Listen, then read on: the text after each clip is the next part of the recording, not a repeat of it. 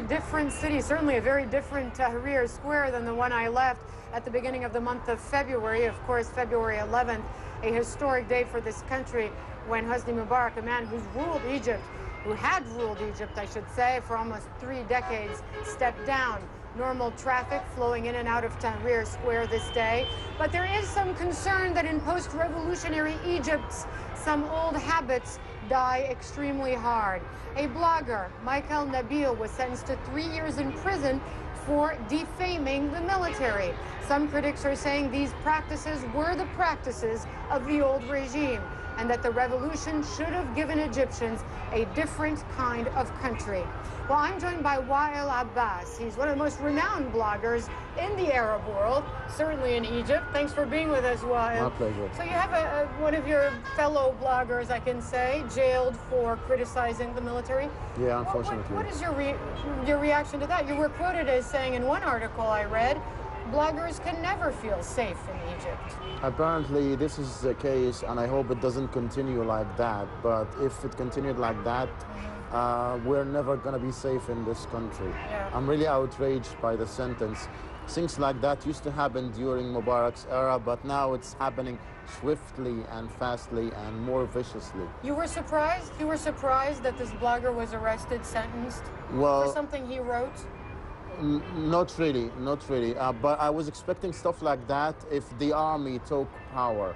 But I wasn't expecting it to happen that early. I have doubts about the army. Lots of people have doubts if the army is going to give us real democracy or not. And the army doesn't accept criticism, but it should, since it's now in playing politics. They should accept criticism like any other politician. And people are still coming out onto the streets. They were last Friday, tens of thousands of people, because they don't feel the job is done. So can they trust the transitional government, the caretaker government, I should say?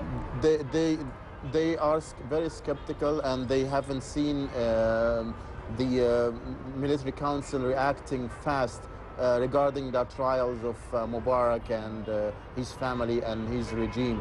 And I think the questioning of Mubarak yesterday and his 2 sons is a reaction to what happened in Tahrir.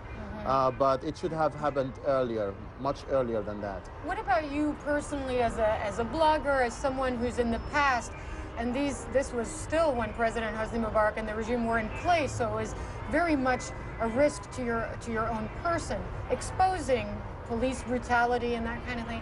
Now, how do you feel about your work in Egypt? I feel scared. I feel that any blogger who is doing the same stuff, we're not only covering, now we have to criticize, it's a revolution, we have to make sure that it's going in the right direction. And if you're saying it's not going in the right direction, like Michael Munir said, you end up in jail, this is scary. So scary, what do you mean by scared? Scared because... Do you think other bloggers then might be jailed because they're being critical of authorities? I hope not. I definitely hope not.